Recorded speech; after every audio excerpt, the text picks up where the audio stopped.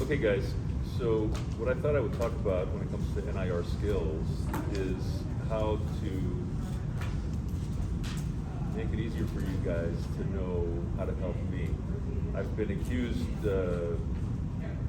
most recently by Kathleen of something very true, which is that I do a lot of things myself. I'm kind of independent, but that doesn't mean that I don't need you guys to help me. And maybe I haven't been clear enough about those things that I like. And recently I did a case. Admittedly, it was a hard case, long case, but the person who scrubbed with me, who's a really good guy, you could tell he felt bad during the case, and if it wasn't a midnight case, he would have like tapped out, because it got to him. The little things got to him.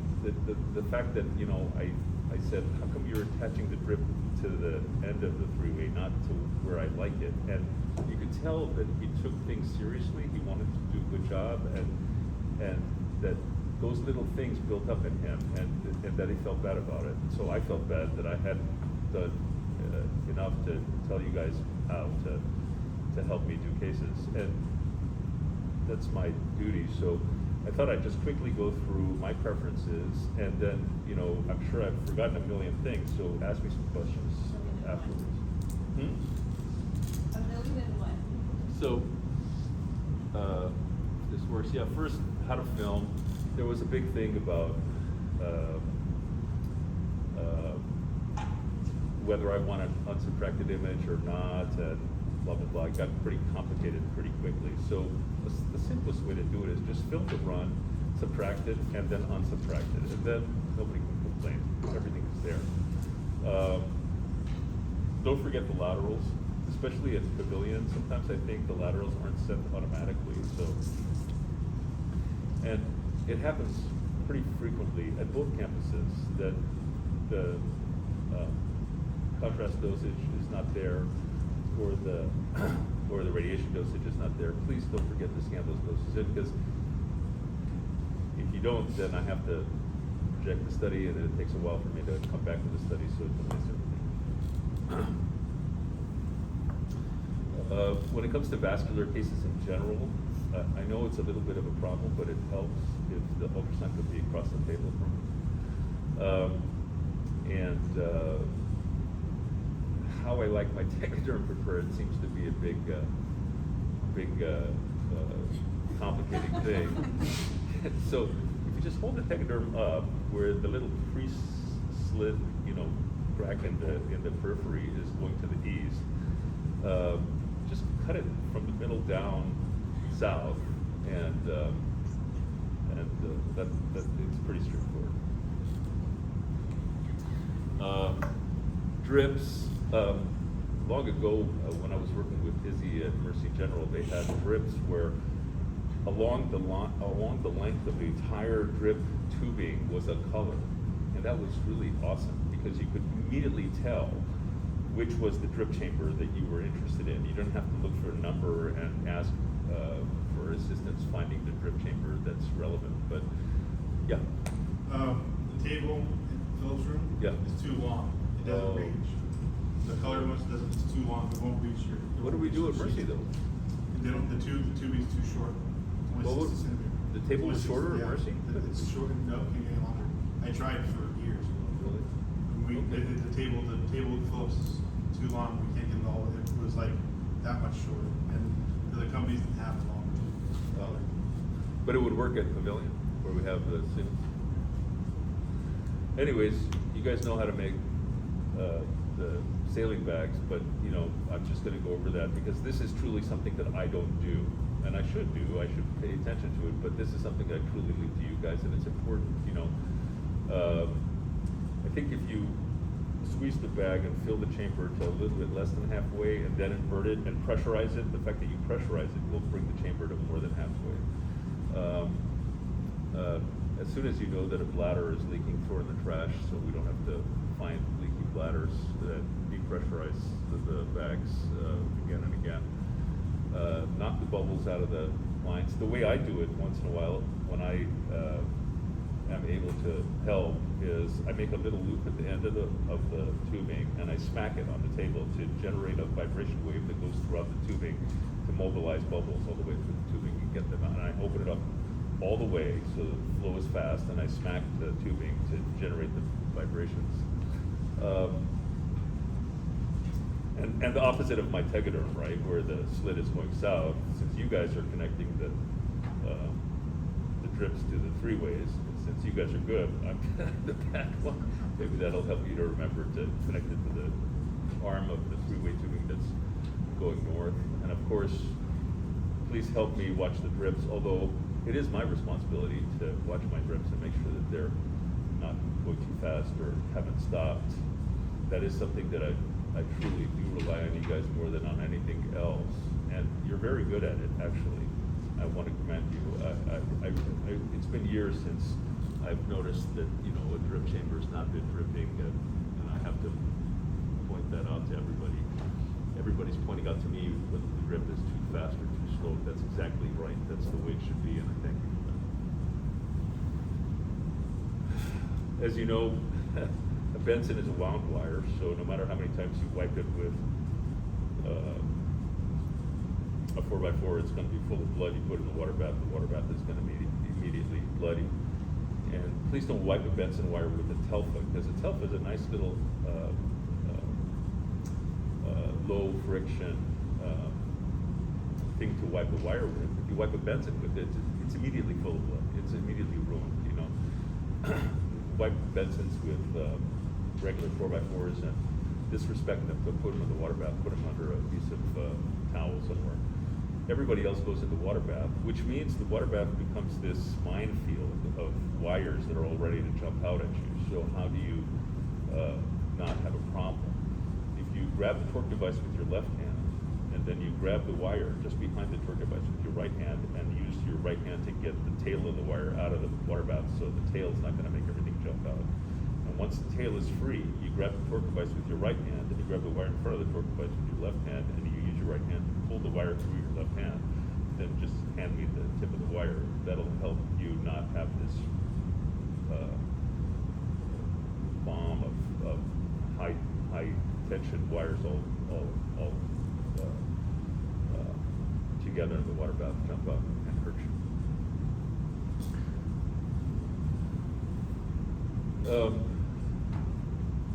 I am guilty during a stroke case of being kind of testy if I ask for a catheter and it takes a long time to get the catheter for me.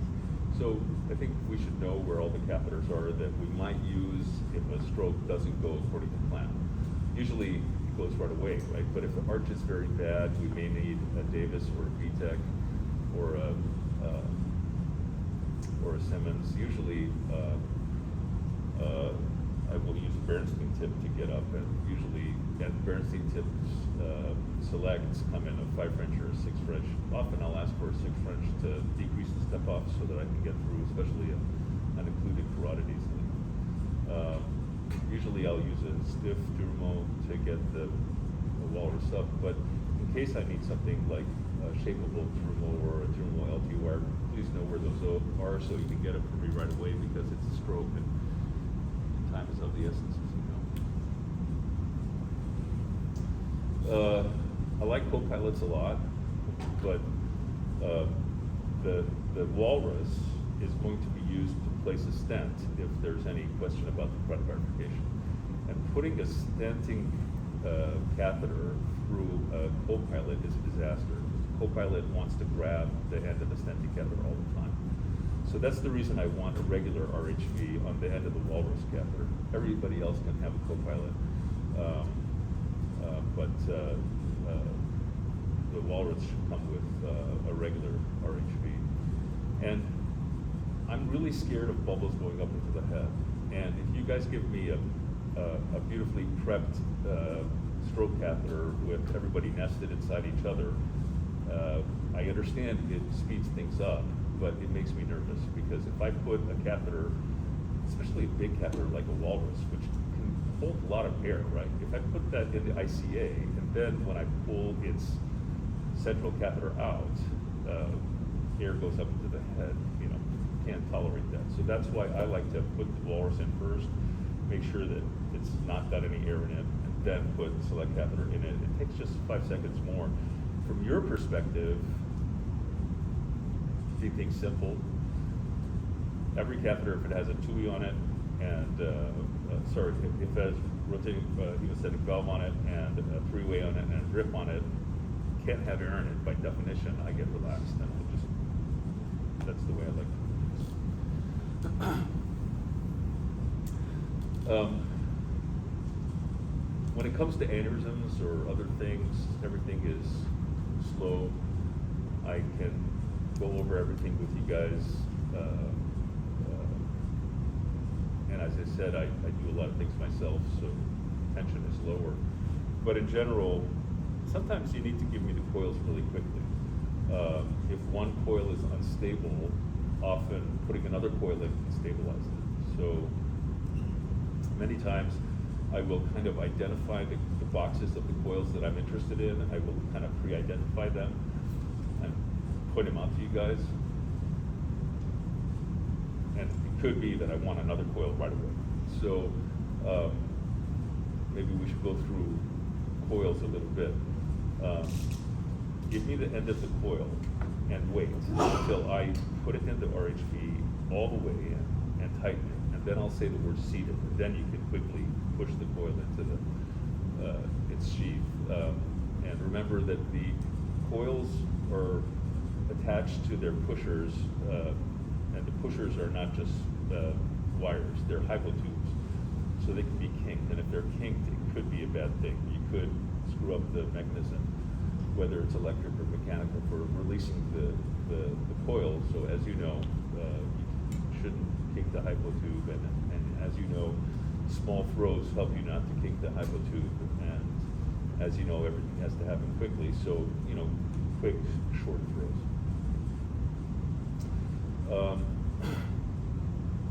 Again, a recent case, we actually opened 3 balloons because I prepped the balloon, put it in the head, didn't see it. Prepped the balloon, put it in the head, didn't see it. And I knew the balloon was inflating because as the balloon inflates, everything moves. So I knew the balloon was inflating and I couldn't see it. And when I was a fellow, there was a death on the table by one of my attendings inflating the balloon and not seeing it until he finally saw it. And then it was as big as a house and the vessel ruptured. So I pulled the balloons out and I asked Tubi for balloons again and again and again until finally we got one that I could see. So how you prep a balloon is important, and one of the things that we could do that we didn't do is to steam the tip of the balloon so saline can't come into it. And we didn't have a steamer during that case, and I'm thinking we should have had it. And so we should have a steamer, and the steamers carry a relatively small amount of water, so when you boil them off, if you don't use them immediately, when they start boiling, if you don't use them immediately, they empty immediately. So get a steamer, put some water in it, plug it in, and boil the water, and then unplug it. So the water is already at temperature, and if I say let's use steam, all you have to do is plug it in again. It's immediately at steam, ready to boil again. Recently we had little uncertainty as to what to do on a WADA test.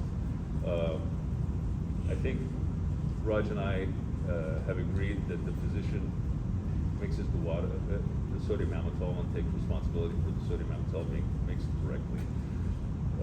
But it would be helpful if you guys had the equipment ready for us to mix it. And my mixing recipe is pretty well documented, and to do it, I need these things.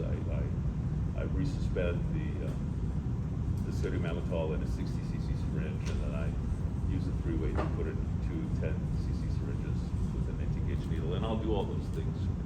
All I need is for you guys to give me those materials. And again, on an epidural, the preference sheets have the little tubing I like with the small bore and a little valve at the end of it.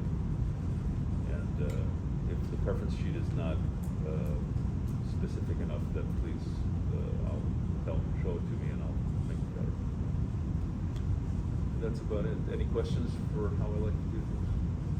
You got your tubing up passing it around to everybody so they see that pigtail tubing, that it's just, all it is an IV sign. It's the pigtail on IV sign. He likes, it's got a hemostatic valve on it. We stock it. Yeah, we stock them. We stock the trauma ones, but the small one, so all you need is that. If you have the basic one, and it doesn't have the clave on it, just put a clave on it and prime it. But I think we may have the one that he likes, because I know that when the X-ray techs come in and ask for it, I think Michelle had a picture of it, that one that he likes. Yeah. Yeah. Some other things I thought of were we're running out of co-pilots, or at least we were for a while. And when it comes to coiling, I think the W RHV with the two-headed RHV is a good thing, because usually for a coiling case, I'll put two co-pilots on each other, so that one will be for the balloon, one will be for the coiling catheter. And if we use a W, obviously I won't need to use that. Another thing is, at Roseville especially, I've had trouble getting these slender sheaths through the skin of the snuff box. The snuff box can be kind of tough, and I found that the prelude sheath goes in much better than the Terumo sheath. I'm not sure it's the best sheath, but it goes through the skin better. I think it has a sharper tip on Just means you need to come here more. it. When would you use radial versus snuff box? I think radial is supposed to be safer, because your wire is messing with a branch of the radial artery, the deep palmar arch branch. And if you screw it up and you dissect or hurt the deep palmar arch, you haven't hurt the superficial palmar arch. Whereas if you enter here and your wire dissects the vessel, you screwed up both branches of the radial artery to the hand. And the deep branch, which goes into the snuff box, is supposed to be the dominant branch that does not really reduce its diameter very much from the radial artery. So if you've got a good radial artery, you should have a good snuff box. So in general, for those reasons, I think snuff box is better, at least for diagnostics. Raj and I agree that maybe for a stroke, if you have a crazy bovine takeoff and you want to use a radial for a stroke, that we should go for the radial artery at the wrist. But that for diagnostics, because the catheters are smaller, snuff box might be the way to go. So if you position the hand like this, and often if I can, I'll go to the patient before they're asleep and I'll ask them to do this, and I'll outline the snuff box. If you position the patient's hand like this, then I can try the snuff box, and if it fails and I want to persist, I just have to turn the hand a little bit, and then I can go for the ventral radial artery. If you position the hand like this, it's going to be very hard for me to get the snuff box, and if you position the hand like this, it's going to be very hard for me to go for the radial if this fails. The left radial artery, it's probably too hard to position the hand like this on the patient's stomach, although if you could, that'd be good. It's probably easiest to put a piece of tape on top of the hand and just put it like this, which means the snuff box is easy to get. The ventral radial is hard to get, so for the left, I'll often use the snuff box. We need to get you a smart phrase for snuff box versus TRN. What do you mean? Remember the post order, we had to change the post order, the air, expelling the air is different than. Oh, right, TRN. okay, yeah, I'll work on We that. should make a build a new spray phrase for it. Or- And then I don't know if everybody knows, you guys know where to get the nurses or techs, you guys know where to get the drains for lumbar drain surgery? Yeah. Not a lot of people. You get the surgery, right where the desk is, right away, where the scheduler's desk is, straight across this door, go straight into that room and straight to that back wall, and they're down on the block. Just to the right. Did you, Why don't we have? did you I'll have show an you. issue where they not stopped at CAP or? No, well, we had an access kit and room use, so I just ran the surgery and the guy goes, here, don't take you, she took me right straight to it. So we didn't have limited rooms. We didn't have, we had an access kit, not the drain, not the bag, the collection bag. We had the right drain, not the collection kit. Collection kit. We'll stock them. We'll see who's not. Yeah. All right. So that's the end of what I want from you guys. What do you guys want from me? I think one criticism I've heard regularly is that I speak too softly. Is that true still? that you can't hear me. And then I have to say it again and again and again, and then my volume goes up. I'm like a deaf person, I don't know, the volume adjustment is not very good. No? I think it's more consistency between you and Raj. Yeah. You know, I think, Well- and that's gonna come with time. Just- My biggest complaint about it is, we don't get like radials and we don't get any of the outpatients. So when we're doing subarachnoid hemorrhages at 6 o'clock at night, grade 4 or 5 patients, we haven't seen an outpatient aneurysm in 4 months. Yeah. So we don't, I mean, we're getting the tough cases, and we're not getting any at-bats, you know, we're not getting any practice swings. We're getting all, you know, it's crunch time, and here's where we go. Radials, aneurysms, we've done 0 drill fistulas here. We've done 3 or 4 kids, but, you know, onyx and glue for the brain, Jill probably, and Matt and David probably haven't seen it. I think that's a valid complaint, and I'll raise it with Raj, and please do so as well. I'm just, you know, we don't get that, you know, our crew's doing a really great job, I think, and, you know, we're good, it's just I wish we could get some of those at-bats.